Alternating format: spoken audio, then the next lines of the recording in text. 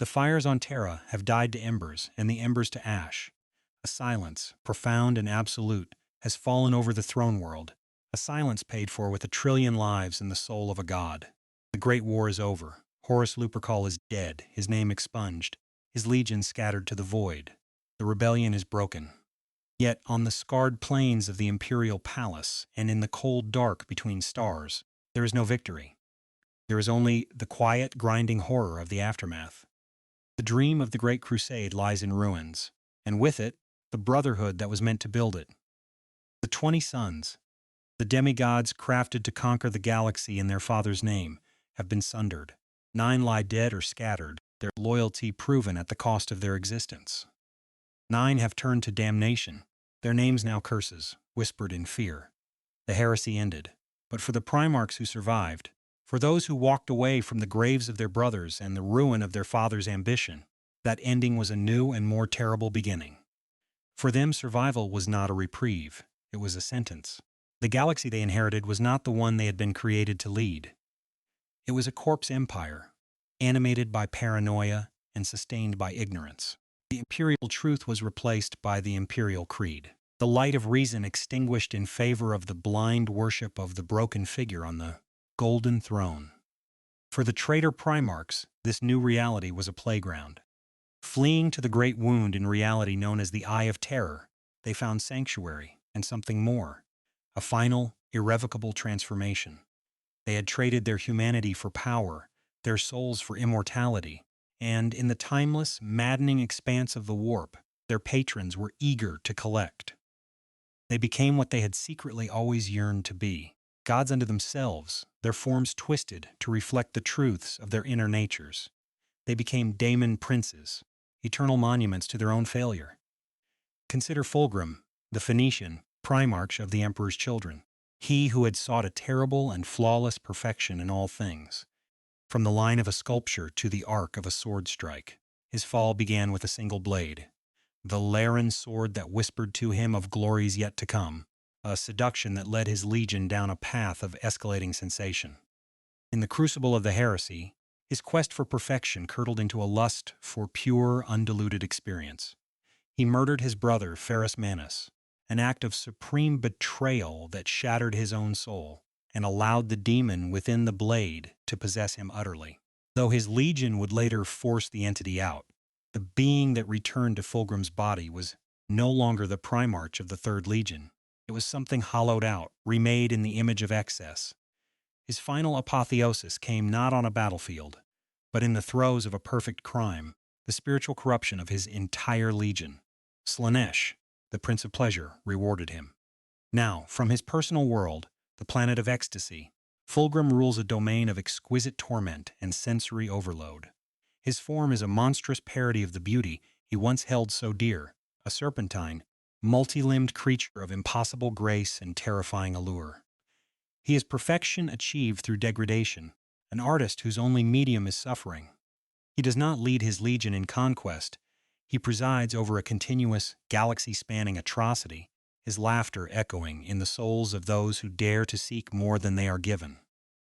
Then there is Perturabo, the Lord of Iron, Primarch of the Iron Warriors, the master of siegecraft, the breaker of fortresses, the eternal grinder. He was a creature of cold, bitter logic, a mind that saw the universe as a complex equation to be solved. Yet he was cursed with the soul of an artist, a desire to create beauty that was perpetually scorned by his more charismatic brothers. He was the Imperium's beast of burden, sent to the thankless meat grinders, his victories uncelebrated, his genius taken for granted. His resentment was a slow-burning fuse, lit by his father and fanned by Horus. During the heresy, he unleashed his bitterness upon the galaxy, most infamously at the Iron Cage, a fortress of death designed to bleed the imperial fists white in a pointless, grinding war of attrition. It was here, amidst the geometric perfection of slaughter, that he was rewarded for his service to chaos undivided. He ascended to become a being of demonic metal and infernal machinery, his physical form merged with the very logic of the fortress. Now, from his throne on the demon world of Medringard, a planet-wide factory fortress of trenches and polluted skies, Perturabo wages his endless war. He is no longer a general. He is a system. His mind, once a marvel of logistical brilliance, is now a paranoid, labyrinthine engine of hate, endlessly designing new engines of war and new fortifications to protect himself from a galaxy of imagined slights. He is the patron saint of bitter obligation, a demigod of spite, who proves that even in eternity there is no end to work and no reward for its completion. No less monstrous is Angron, the Red Angel, Primarch of the World Eaters. He was never truly a son of the Emperor. He was a broken gladiator, stolen from a world where he was leading a doomed rebellion of his fellow slaves. The Emperor saved his life, but not his cause, teleporting him away at the final moment and leaving his comrades to be slaughtered. This single act of callous pragmatism defined Angron's existence. The butcher's nails, crude cybernetics hammered into his skull on Nuceria, overwrote his capacity for peace, leaving only rage, pain, and the brief, bloody release of violence. He was a wounded animal forced into the role of a general. Lorgar, the word-bearer, saw this pain, and in a twisted act of brotherly love, orchestrated Angron's transformation. During the Shadow Crusade, Lorgar conducted a ritual that saved Angron from the nails that were finally killing him, but at the cost of his mortal soul. Angron was reborn as a daemon prince of Khorne, the blood god. The last vestiges of the noble, empathic being he might have been were burned away, leaving only an avatar of pure, undifferentiated rage. He is a towering monster of blood-red skin and brass armor, a creature that exists only to kill. He does not strategize. He does not lead. He simply appears, a whirlwind of slaughter that leaves planets as charnel houses. His legion, the World Eaters, are no longer soldiers but frenzied berserkers who follow in his wake, hoping to catch the scraps of his divine fury. Angron is not a ruler. He is a natural disaster, a force of cosmic violence that can be unleashed but never controlled. And Mortarion, the Death Lord, Primarch of the Death Guard. Raised on the toxic world of Barbarous, he was a grim, stoic revolutionary who freed his people from the tyranny of psychic overlords. He saw himself as a paragon of endurance, a testament to the strength of mortal flesh to overcome any hardship. His hatred of psychers in the warp was absolute. It was this very purity, this unyielding dogma, that became his undoing. Tricked by his first captain, Typhus, a secret worshipper of the plague god Nurgle, Mortarion led his fleet into the warp without proper protection. There they were becalmed. A new plague, a supernatural disease that defied all physical resistance, swept through the Death Guard. For the first time in his life, Mortarion's legendary endurance failed him. As he watched his sons, the warriors he had taught to withstand anything, writhe in unending agony, his will broke. To end their suffering, he surrendered his legion and himself to the very power he despised. Nurgle, the grandfather of pestilence, answered his prayer. Mortarion and his Death Guard were reborn. Their pain ended and replaced with a joyous, horrifying vitality. The Death Lord became a daemon prince, his form a grotesque fusion of necrotic flesh and rusted armor, complete with vast, tattered wings that spread contagion with every beat. He is the master of the plague planet, a loathsome garden of disease within the eye of terror. He is no longer the stoic liberator. He is a morbid farmer, cultivating new plagues to bestow upon the galaxy as gifts, a grim reaper who believes death is not an end, but the greatest of all promotions. Of all the traitors, perhaps the most tragic and the most terrible is Lorgar Aurelian, the Urizen, Primarch of the Word-Bearers. He was the first to fall, not through pride or rage, but through faith. Lorgar alone among his brothers saw the Emperor not as a father or a general, but as a god. He conquered worlds not just with bolter and blade, but with scripture and sermon, raising monuments to his divine father. For this, he was brutally censured. The Emperor ordered the Ultramarines to humiliate him, to destroy his perfect city of Monarchia and force him to kneel in its ashes. The message was clear. There were no gods. This act did not shatter Lorgar's faith. It simply redirected it. If the Emperor was not a god, then true gods must exist elsewhere. His pilgrimage into the Eye of Terror showed him the primordial truth, the great powers of the warp. He gave himself over to chaos undivided, not as a servant, but as its chosen prophet. It was Lorgar who whispered the poison in Horus's ear. It was Lorgar who orchestrated the corruption of his brothers. He was the architect of the entire heresy. For his devotion, he was granted demonhood, becoming a figure of terrible, corrupted majesty, his skin covered in inscribed prayers that writhe and bleed. For 10,000 years, he secluded himself in the Templum Inficio on the demon world of Sikaris, meditating on the nature of the divine, his voice the guiding scripture for the countless cults that rot the Imperium from within. He is not a warrior like Angron or a strategist like Perturabo. He is an idea. He is the very concept of faith weaponized, and his war is not for territory, but for the soul of humanity itself. He has not been seen in millennia, but his words, the Book of Lorgar, are more dangerous than any fleet. Finally, there is the riddle. Alpharius Omegon, the twin Primarchs of the Alpha Legion. The last to be found, they were masters of espionage, misdirection, and secrecy. Their legion operated not as a monolithic force, but as a multi-headed hydra, its cells independent, its motives opaque. Their betrayal was the most ambiguous of all. Ancient records suggest they were shown a vision by an alien intelligence, the Cabal, which claimed that the only way to truly destroy chaos was to ensure Horus won the Heresy. Humanity would be wiped out, and chaos would starve. To save the galaxy, they had to destroy the Imperium. Whether they believed this prophecy or used it as a cover for their own complex designs is a question that has haunted Imperial historians for 10,000 years. Alpharius was reportedly killed on Pluto by Rogel Dorn before the siege of Terra even began. But with the Alpha Legion, nothing is ever as it seems. Omegon, the other twin, is believed to have survived, perhaps even taking his brother's name. The Alpha Legion did not flee to the Eye of Terror. It simply dissolved into the fabric of the Imperium itself, its agents everywhere and nowhere.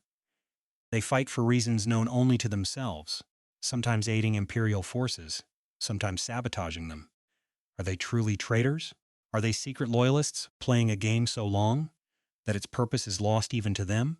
Or has the Legion fractured into 1,000 warring ideologies? The fate of Omegon is the greatest unanswered question of the Heresy. He is not a demon prince ruling from a throne. He is a ghost in the machine, a whisper in the dark, and his legacy is the eternal, gnawing uncertainty that the enemy may not be at the gates, but already inside the walls. For the Imperium, this is perhaps the most terrifying fate of all. For the loyal sons who survived, there was no daemonic ascension, no eternal reward. There was only duty, grief, and the crushing weight of what came next. Their stories are not of damnation, but of tragic, unending sacrifice. Their fates are cloaked in mystery, not as a source of power, but as a shroud of sorrow. For them, the war never ended. It simply changed its form. They became legends, ghost stories told to inspire new generations, their true fates a litany of loss. Take Rogel Dorn, the Praetorian of Terra, Primarch of the Imperial Fists. He was the bulwark, the unyielding bastion against which the traitor legions broke. It was his design that fortified the Imperial Palace, his stoic resolve that held the line when all seemed lost. He was the one who found the Emperor's broken body aboard the Vengeful Spirit, the one who carried his father back to the Golden Throne and received his final, silent instructions. In the aftermath, known as the Scouring, Dorn was a figure of pure, righteous fury, hunting the scattered traitors with grim determination. But the man was broken. The guilt of the siege, the loss of his brothers, the sight of his father's living death, it hollowed him out. When Rabut Gilliman decreed the breaking of the legions into smaller chapters, Dorn resisted, seeing it as a weakening of the Imperium's strength. This led to the infamous Iron Cage incident, where he led his legion into Perturabo's fortress of spite and was bled nearly to extinction. It was a self-inflicted punishment, an act of penance for a sin he could not name. Years later, while leading a boarding action against a chaos fleet, Dorn vanished. All that was recovered was his hand, the skeletal remains of which are now the most sacred relic of the Imperial Fists, encased in amber. For 10 millennia, it was believed he had died, a martyr to his unending duty. Yet some whispers persist. They speak of a giant in yellow armor, seen on piratical vessels, a silent figure of judgment. Is it possible that the Lord of Fortification yet lives, a solitary crusader waging a secret war? Or is this just the desperate hope of a legion that lost his father? The truth remains buried in the silence of the void, and all that is certain is the sacrifice, symbolized by a single, severed hand. Then there is Jagatai Khan, the great Khan, the Warhawk of Kogoris.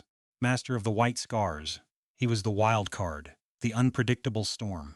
Mistrusted by his more dogmatic brothers for his fierce independence, it was the Khan's last-minute loyalty that proved decisive in the defense of Terra.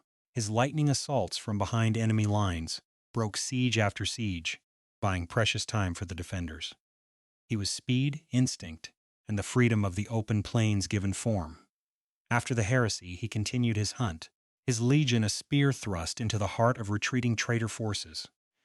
His end, or rather his disappearance, was true to his nature. While pursuing a force of Drukhari Xenos, the cruel kindred of the Eldari, the Khan plunged his fleet deep into the labyrinthine dimension known as the Webway. He was last seen riding at the head of his personal guard, charging into a shimmering portal to rescue captured humans. He never returned. The White Scars believe he is not dead. They believe he is still out there, lost in the endless corridors of the Webway, hunting his prey for all eternity. Every warrior of the White Scars is taught that one day the great Khan will find his way back, bursting from a hidden gate at the head of a war host, hardened by 10,000 years of ceaseless battle. It is a promise of a storm that has yet to break, a hope that keeps the Legion's spirit alive. But as the millennia grind on, that hope becomes a heavier and heavier burden. The legend of the lost father, a constant reminder of an oath unfulfilled. From the frozen death world of Fenris came Leman Russ, the Wolf King, Primarch of the Space Wolves. He was the Emperor's executioner, a being of ferocious loyalty and brutal, pragmatic violence. He was the axe that fell on the head of Magnus the Red, his brother, an act that, while ordered, pushed the Thousand Sons into the arms of Cinch and arguably sealed the fate of the Imperium. This burden weighed on him. Russ was a creature of saga and superstition, a warrior who saw the universe in terms of great deeds and final, glorious ends. After the Heresy, he grew contemplative, morose. One day at a great feast he stood, gathered his most trusted warriors, and declared that his time was not yet over. He spoke of a future, a final terrible battle, the wolf time when he would be needed once more. And then he left. He and his chosen Hearthguard simply walked out of the great hall, boarded a ship, and set a course for the Eye of Terror. He did not go to conquer or to die, but to find something. Some say he seeks a way to heal the Emperor. Others believe he is hunting for the Tree of Life, a mythical panacea from Fenrisian legend.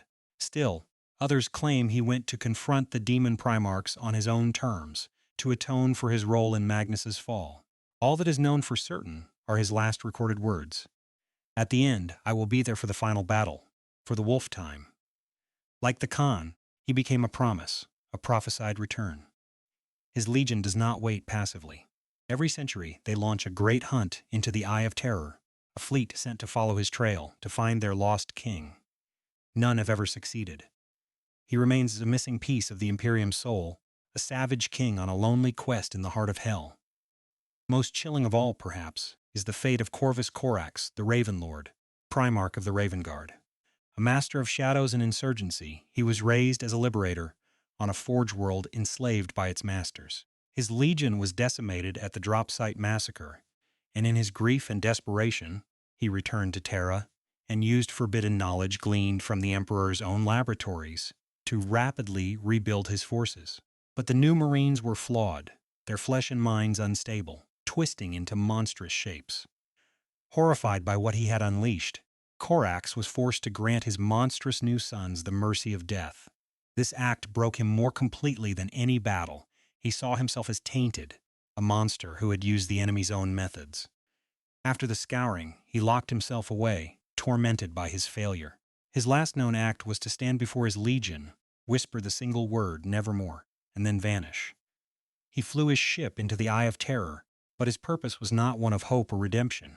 It was one of vengeance.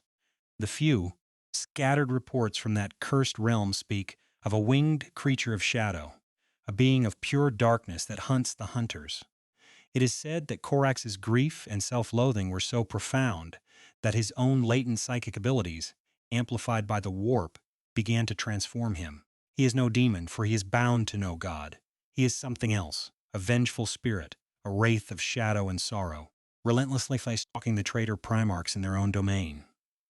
Lorgar himself is said to fear him, having once been confronted by the Raven Lord, who had become something more and less than a Primarch. Corax's fate is the ultimate expression of loyalist grief, a self-imposed damnation, an eternity spent as the very thing he once fought against, all in the name of a justice that can never be truly served. For 10,000 years, this was the state of things. The traitors reigned as gods in hell. The loyalists were ghosts, memories, and promises. The Imperium stagnated, a monolithic tombstone to a forgotten dream. But the 41st millennium is an age of endings, and the impossible has begun to happen. The Great Rift has torn the galaxy in two, and in its horrifying wake, the lost suns have begun to stir. The first to return was the one who had laid the very foundations of the modern Imperium, Roboute Guilliman, the avenging sun, Primarch of the Ultramarines. He had been struck down by his demon brother Fulgrim shortly after the Heresy, his throat cut by a poisoned blade. For millennia he sat in stasis, a hair's breadth from death, preserved in the Temple of Correction on Macragge. He was a symbol, a saint, the author of the Codex Astartes that governed the lives of every space marine. But he was not alive. That changed through a desperate alliance of imperial faith and Eldari mysticism. The Archmagos Belisarius Call and the Inari prophetess Ivrain brought him back from the brink. Guilliman awoke to a nightmare. The glorious, secular empire he had fought for was gone, replaced by a superstitious, decaying theocracy that worshipped his father as a god and his own writings as holy scripture. The galaxy was on fire, and he was alone, surrounded by men who saw him not as a general, but as a living saint. His return was no simple triumph. It was a resurrection into a world he no longer recognized, a world that had betrayed every principle he held dear. Now, as Lord Commander of the Imperium, he fights a multi-front war against a tide of darkness that threatens to consume everything, all while grappling with the horrifying truth of his father's divinity and the crushing loneliness of being the last sane man in a galaxy gone mad. His burden is not to win the war, but simply to hold back the night for one more day, a task he knows may be impossible. And then, when the darkness seemed absolute, another returned. A knight from a forgotten age, Lionel Johnson, the first, Primarch of the Dark Angels.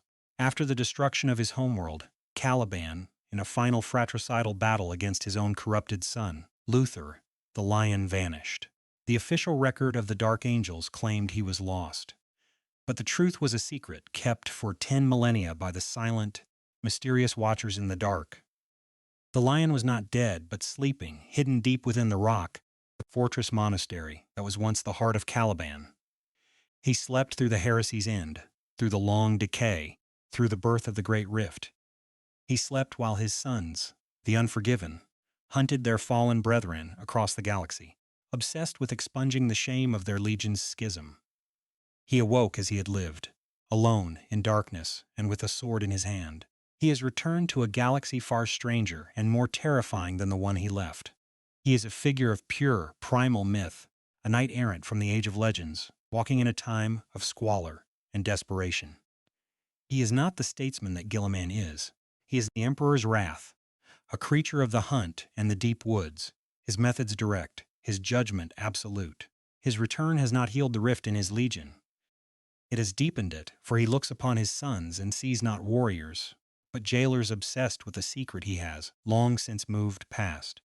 He walks the hidden paths of the galaxy, a solitary king without a kingdom, fighting a shadow war against the forces of chaos, his purpose known only to himself. He and Guilliman, the two returned brothers, now stand as lonely pillars holding up a crumbling sky, their reunion not one of warm brotherhood, but of wary, uncertain alliance between two men who have seen too much and lost everything, yet one remains.